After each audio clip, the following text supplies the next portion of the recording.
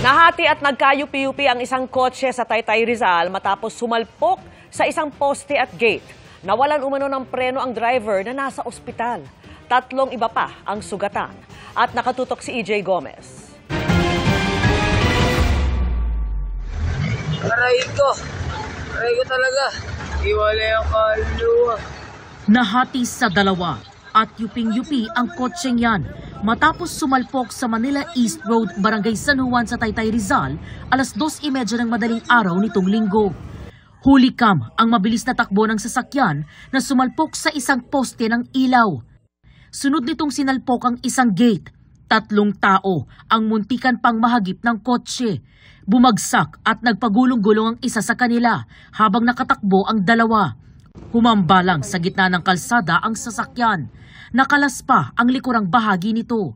Kwento ng saksing security guard sa establishmentong malapit sa pinangyarihan ng insidente. Nasa loob po ako dito sa guardhouse nung time na yon. Tapos nung gulat ako, biglang ang lakas ng impact yung gate dito sa guardhouse. Napatayo ako. Parang nabibingi ako sa lakas ng impact talaga, grabe. Parang lindol yung itong guardhouse ko. Parang kung nabibingi. Diyan siya tumama sa ligi. Nadamay rin sa aksidente ang nakaparada niyang motorsiklo na nabagsakan ng nasalpok na gate ng sasakyan. Base sa investigasyon ng Taytay Police, nawalan ng kontrol sa sasakyan ang 25 anyos na driver. Yung driver po ng car is mabilis po yung takbo po niya. Na out of control po niya yung kanya pong minamanehong sasakyan. So ito po ay magiging self-accident, ma'am. Sa lakas ng impact, nagkayupi-yupi ang unahang bahagi ng sasakyan. Nakalas ang mga gulong at upuan. Wala namang natirang salamin sa windshield at nagkabasag-basag din ang mga bintana.